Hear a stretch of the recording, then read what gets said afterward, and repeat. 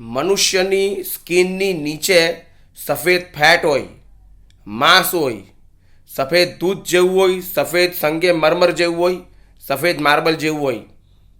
મનુષ્યની સ્કિનની નીચે માંસ હોય, ફેટ હોય, તે સફેદ માર્બલ જેવું હોય. તો કોઈ કારણ પહેલાં બધા કાળા જ લોકો હતા, કોલસા જેવા કાળા લોકો હતા. કોઈ કારણથી બધાની ચામડી પાતળી થઈ ગઈ. તો હવે જો ચાઇના જાપાન બાજુ હોય તો પીળી ચામડીવાળા લોકો, મારી પણ પીળી ચામડી, જ્યાદાતર ભારતીયોની ચામડી પીળી હોય. ને યુરોપ બાજુ જોઈ, ભારતમાં બી કેટલાક હોય, ખાસ કરીને યુરોપમાં એકદમ પાતળી સ્કિન હોય, તો એકદમ સફેદ ચામડી હોય.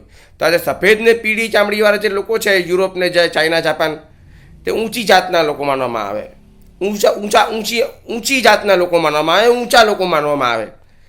ને જે જાડી ચામડીવાળા કાળી કોલસા જેવા કાળા લોકો જે આવે, ભારતની અંદર આવે, શ્રીલંકામાં આવે, પૂર્વના ટાપુઓમાં, આફ્રિકામાં બધે આવે, તો તે લોકોને નીચી જાતિ માનવામાં આવે, નીચા માનવામાં આવે.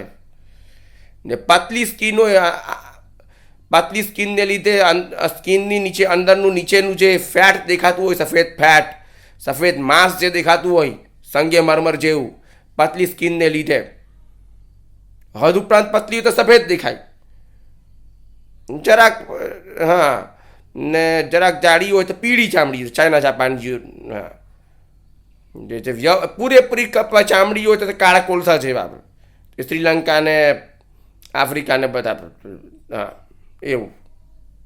કોઈ કારણથી ચામડી પતલી થઈ ગઈ, કોઈ કારણથી. એકચ્યુઅલમાં કાળા જ તે બોલવા જેવું કંઈ છે નહીં, એકચ્યુઅલમાં કાળા જ તે સર્વશ્રેષ્ઠ છે.